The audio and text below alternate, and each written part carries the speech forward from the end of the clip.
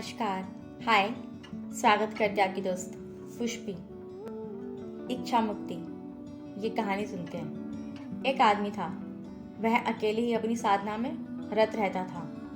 अचानक एक दिन उसके पास देवदूत आ गए। देवदूत ने कहा, तुम्हारी प्रार्थनाएं सुन ली गई हैं। देव तुमसे बहुत खुश हैं। तुम जो चाहे मांग सकते हो। तुम्हारी सारी इच्छा पूरी की जाएगी। आदमी सुनकर हैरत में पड़ गया। थोड़ा सोचकर बोला, आपको आने में देर हो गई। जब मुझे चीज़ों की ज़रूरत थी आप कभी नहीं आए, और जब आयो मेरी कोई इच्छा ही नहीं रह गई। मैं खुद के साथ सहज हूँ। जब मुझे इस बात की परवाह नहीं कि मुझे कुछ चाहिए तो मुझे कुछ नहीं चाहिए। मैं रोज़ प्रार्थना करता हूँ, इसलिए नहीं कि मेरी कोई इच्छा पूरी करवानी है, बस इसलिए ऐसा करना मुझे अच्छा लगता है। मेरी प्रार्थना अब किसी के लिए नहीं होती। जैसे सांस लेता हूँ वैसे ही मैं प्रार्थना करता हूँ। इस पर देवदूत ने कहा, यह देव का अपमान होगा। अगर कुछ मांगने के लिए कह रहे हैं तो मांगना ही होगा। आदमी सोच में पड़ गया। उसने अपने कंधे उचकाए और बोला, मैं क्या मांगूं? आप ही कुछ सुझाव दें।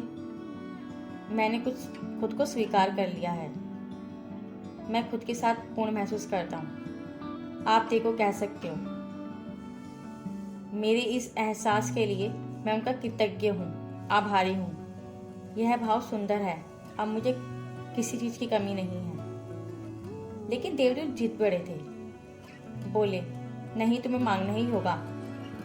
यह एक तरह का सलीका है जिसका पालन करना ही चाहिए। तुम इस बात को समझो।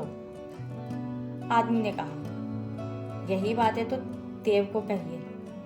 मैं जिस तरह अभी हूँ, इच्छा रहित, ये भाव हमेशा मेरे मन में, मेरे भीतर बना रहे। तो सारा जो दुख होता है वो इच्छाओं को होता है। इच्छाएं कम होंगी तो दुख भी कम होगा। जितनी इच्छा मुक्त रहोगे उतना अच्छा होगा। Thank you.